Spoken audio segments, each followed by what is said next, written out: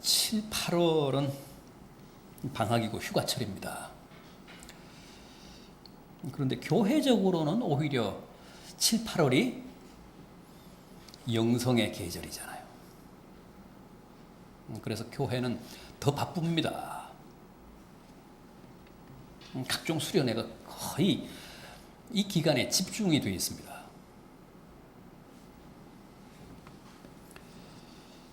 자, 그럼 우리가 올여름에도 나름대로 힘써야 할 영성훈련의 구체적인 내용들을 오늘 본문을 통해서 몇 가지만 짚어보겠습니다.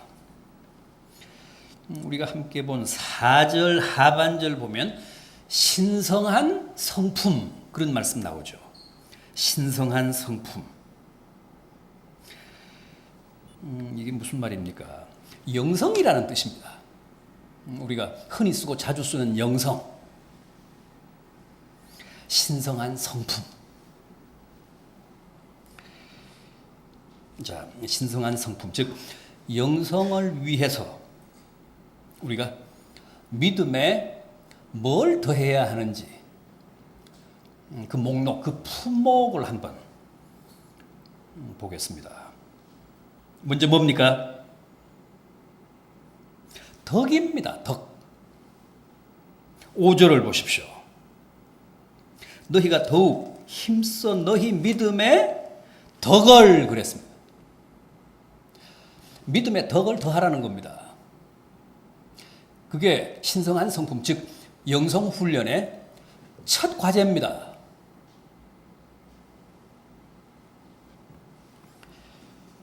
덕이 뭡니까?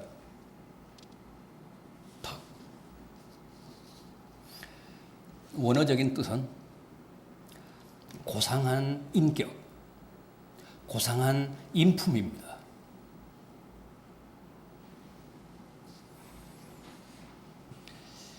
정말 믿음에는 품격이 더해져야 합니다. 그게 성경이 말씀하는 진정한 영성입니다.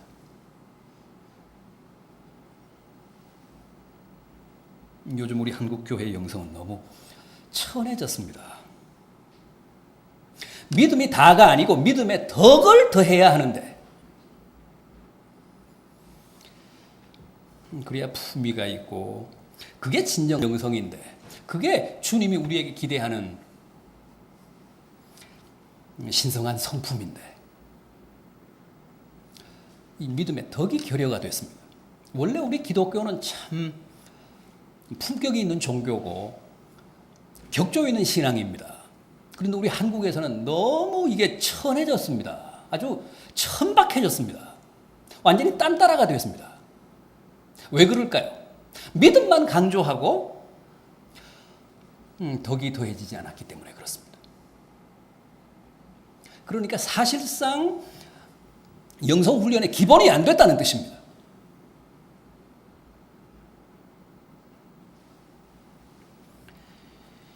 할렐루야 아멘만 할 줄 알았지 믿음의 덕을 갖추지 못해서 아주 저질이 되어버렸습니다. 아주 저질 종교가 되어버렸습니다.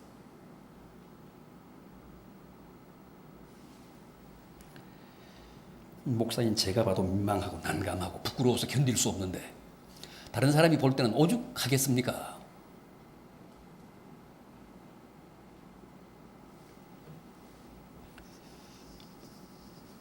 여러분, 우리가 믿는 하나님은 인격적인 분이잖아요. 아니, 인격의 본체시잖아요. 창세기 1장을 보면 하나님이 태초에 우리 인생을, 우리 사람을 지으실 때도 당신의 형상대로 지었다 그랬잖아요. 그 하나님의 형상, 이마고 데이가 무슨 뜻이라고요? 하나님의 인격의 형상. 하나님의 인격의 형상을 따라 우리를 지으셨다는 뜻입니다. 하나님은 원래 신이기 때문에 형체가 없습니다. 모양이 없으신 분이십니다. 모양이며 형체며 이걸 다 초월해 계시는 분이십니다. 그럼에도 불구하고 우리가 우리의 모양대로, 우리의 형상대로 사람을 짓자 하신 것은 하나님이 가지신 그 인격의 형상대로 우리를 만들자 하신 말씀이라는 뜻입니다. 그래서 우리는 하나님의 인격의 본체를 닮은 인격적인 존재입니다. 그래서 다른 동물들과는 구분됩니다. 다른 피조물 중에 가장 고귀한 존재입니다.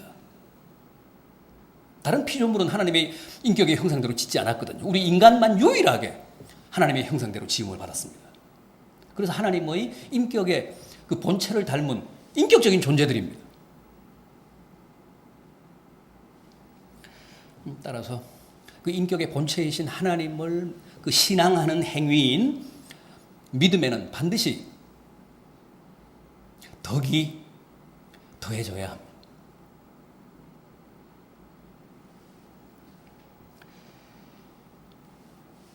인격이라는 말은 지성과 감정과 의지라는 말이잖아요. 신앙은 한쪽으로 편향이 되면 안 됩니다. 한쪽만 강조가 되면 안 됩니다. 지성, 감정, 의지가 골고루 균형을 이루어야 합니다. 그래서 하여간 반듯해야 합니다. 품위가 있어야 합니다. 신앙에 기품이 있어야 합니다. 우리가 못나서 한국에 들어온 기독교는 이 안에 천해져 버렸습니다. 하나님을 욕되게 하는 겁니다. 아니 생각해 보십시오. 인격의 본체이신 하나님을 믿는 게 신앙이니까 그 신앙이 얼마나 기품이 있어야겠습니까? 얼마나 인격적이어야겠습니까?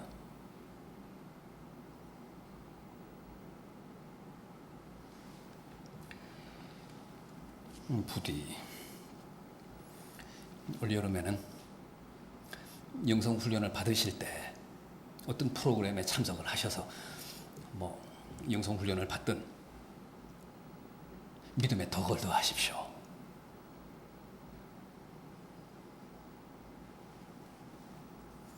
다음은 지식입니다. 그 이어지는 말씀 보십시오. 믿음의 덕의 지식을 그랬잖아요. 믿음은 무조건 믿습니다, 아멘, 할렐루야가 아닙니다. 그건 믿음이라고 하지 않고 맹신이라고 합니다. 그건 미신이라고 합니다. 그건 광신이라고 합니다.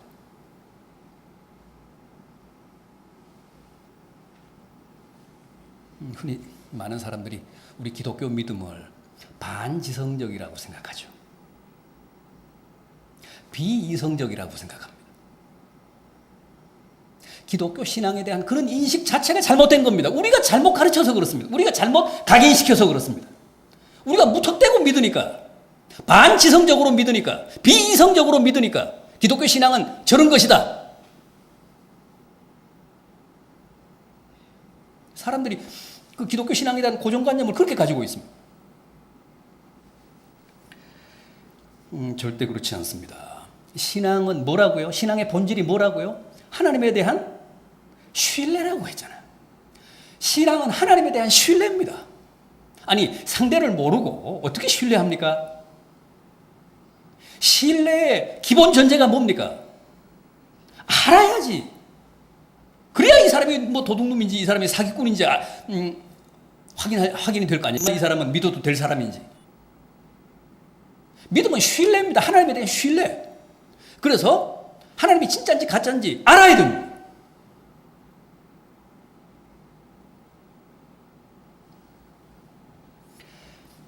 여러분, 이 지식이라는 것은 신앙의 본질에 속하는 거기 때문에 절대 소홀할 수 없습니다. 다른 종교들은 늘 말씀드립니다만은 그 대상을 알아야 할 이유가 없어요. 그냥 치성만 드리면 됩니다. 비나이다 천지신명님께 비나이다 하며 그냥 치성만 드리면 다 소원 성취되고 다 잘 돼요. 자기가 기도하는 대상이 어떤 신인지 알 필요가 없습니다. 그러나 우리는 아닙니다. 우리는 악착같이 알아야 합니다. 우리는 바르게 알아야 합니다. 더 많이 알아야 합니다. 더 많이 알면 알수록 더 잘 믿습니다.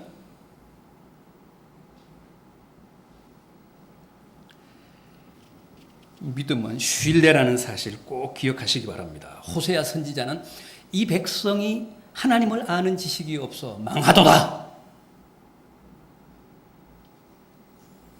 우리가 여호와를 알자, 힘써 여호와를 알자, 그렇게 호소했습니다. 호세아 6장 6절에서는 호세아 선지자를 통해 하나님이 뭐라고 말씀하시느냐 하면, 나는 제사를 원치 아니하며 번제보다도 나를 아는 것을 더 원한다.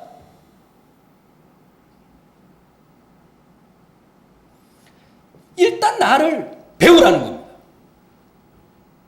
그래야 내가 진정으로 원하는 제사를 바르게 너희들이 드릴 수 있다. 너희 나름대로 믿거나 너희 나름대로 제사하지 말라. 먼저 알아야 된다. 나는 그걸 더 원한다.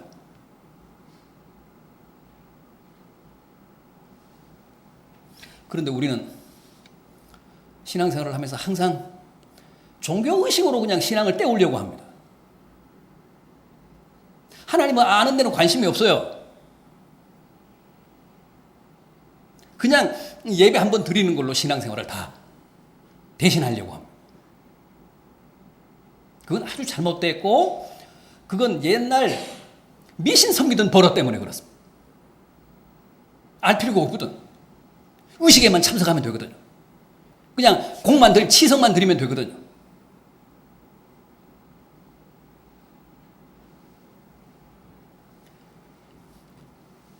어떻게든 알아야 합니다. 하나님을 성실하게 배워야 합니다.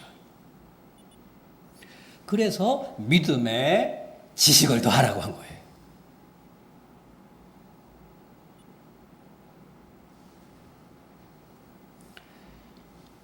여러분들이 믿고 여러분들이 알고 여러분들이 생각하고 있는 하나님이 정말 성경이 말씀하는 하나님인지는 제가 자신할 수 없습니다. 여러분들이 얼마나 성실하게 성경을 공부해서 성경이 말씀하는 하나님을 바르게 섬기며 그 하나님 앞에 기도하고 계신지는 제가 보증할 수가 없습니다.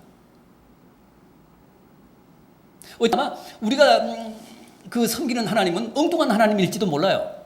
우리 나름대로 그냥 하나님 상을 만들어 놓고 거기에 예배하고 거기에 기도하고 있는지도 몰라요. 하나님을 공부하지 않으면 어쩔 수 없습니다. 그쪽으로 갑니다.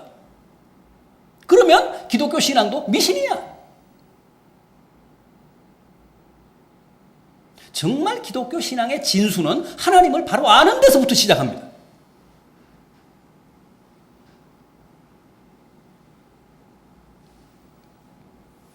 다음은 절제입니다. 6절 보십시오. 지식의 절제는 이 자제라는 것은 우리 신자들의 영성훈련에 가장 아름다운 덕목입니다. 절제, 자제, 이건 우리 신앙생활에 아주 필수 덕목입니다. 여러분, 안 믿는 사람들에게 신앙을 권할 때, 안 믿던 사람들이 신앙을 가지려고 할 때 가장 마음에 걸려하고 부담스러워하는 대목이 바로 이거 아닙니까? 예수를 믿으면 많은 부분에서 포기해야 되고, 많은 부분에서 절제해야 되고, 많은 부분에서 자제해야 하는데 그게 자신이 없거든요.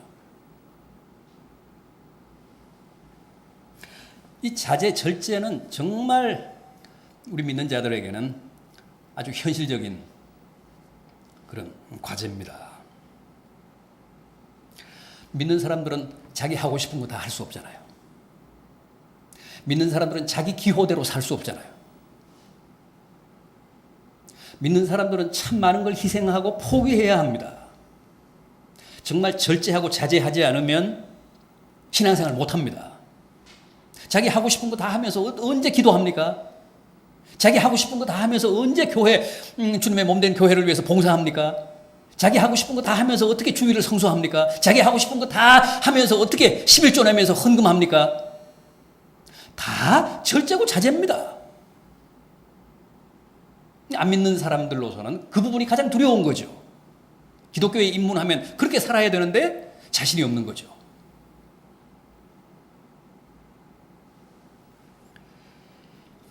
여러분, 믿음에 절제를 더하십시오. 그러면 우리의 영성이 빛납니다. 우리의 영혼이 투명해집니다. 그리고 우리가 주님을 위해 신앙 때문에 희생하고 양보하고 절제하고 자제하는 모든 것들은 주님이 만배로 보상해 주십니다.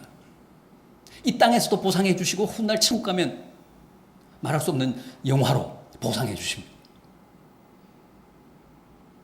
절대 피해의식을 갖거나 억울하게 생각하시면 안 돼요. 그런 마음으로는 신앙생활 못합니다. 하나님이 확실하게 허리도 남김없이 공유롭게 카운트하셔서 보상해 주신다. 훗날 내 인생을 정산하실 때. 그런 확신이 있어야 담대하게 11조도 할 수 있고 정말 아낌없이 자기 몸을 던져서 주님을 위해 희생도 하고 헌신도 할 수 있는 겁니다. 그러면서도 억울해하지 않고 오히려 기뻐하며 감사할 수 있는 거예요.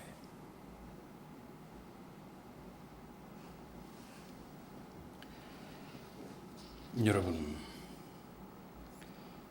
부디 더 많이 자제하시고 더 많이 양보하시고 더 많이 절제하십시오.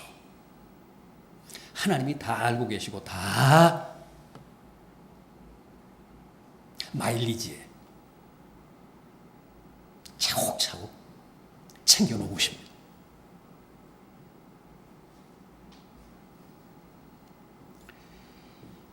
바울은 고린도전서 9장 25절 이하에서 이기기를 다투는 자마다 모든 일에 절제한다 그랬습니다.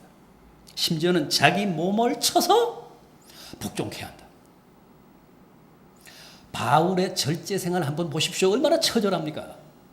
자기 몸을 친다는 거야.